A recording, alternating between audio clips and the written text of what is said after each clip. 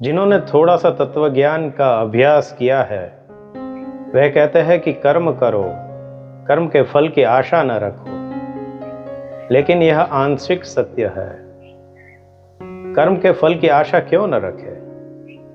आशा रखे बगैर कोई कर्म हो नहीं सकता, तो फिर आशा रखे बगैर कर्म करे कैसे?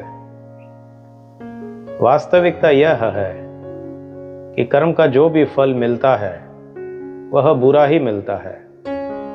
कर्म अपने आप में एक भटकन है, इसलिए कर्म का फल कभी अच्छा हो ही नहीं सकता।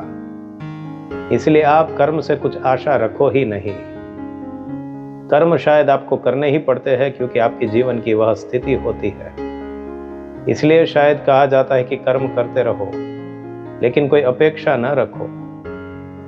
जो आपने सुना है इससे ये बहुत अलग लगता होगा। आपको लगता होगा कि कर्म के फल हमें मिलते ही हैं। मैं भी मना नहीं करता हूं, लेकिन वे कर्म के फल हमेशा खट्टे कड़वे ही मिलेंगे। इसका कारण है क्योंकि जब तक आपको चिरदायी शाश्वत शांति प्राप्त नहीं हुई है, तब तक उस मन से जो भी कर्म निकलते हैं वे पीड़ादायी होंगे। उसका फल, उसका असर आपके लिए और विश्व के लिए दुखदायी ही होगा। सिर्फ स्थिर मन से उद्भवित कर्म ही आनंद फैला सकते हैं। उसके सिवा तो आपको जैसे बिच्छू ने काटा है, ऐसे आप तड़पते रहोगे और आपकी तड़पन कभी मिटेगी नहीं, क्योंकि आपको मालूम नहीं है कि ये बिच्छू ने काटा है। बिच्छू ने काटा है वह जानना ज्ञान है, वह शुरुआत है।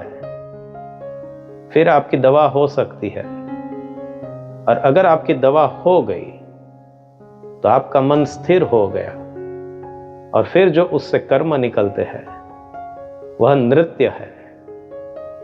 उस नृत्य के लिए आपको स्थिर होना पड़ेगा। अगर आप भी आपके नृत्य के साथ चलायमान हो तो अभी भी आप उस बिच्छू के प्रभाव में हो।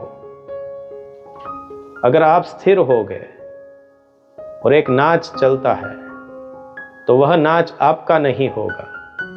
आपको दिखेगा कि उस स्थिर स्थायी सत्य से ही पूरी सृष्टि आती है और पूरी सृष्टि का यह नृत्य चल रहा है।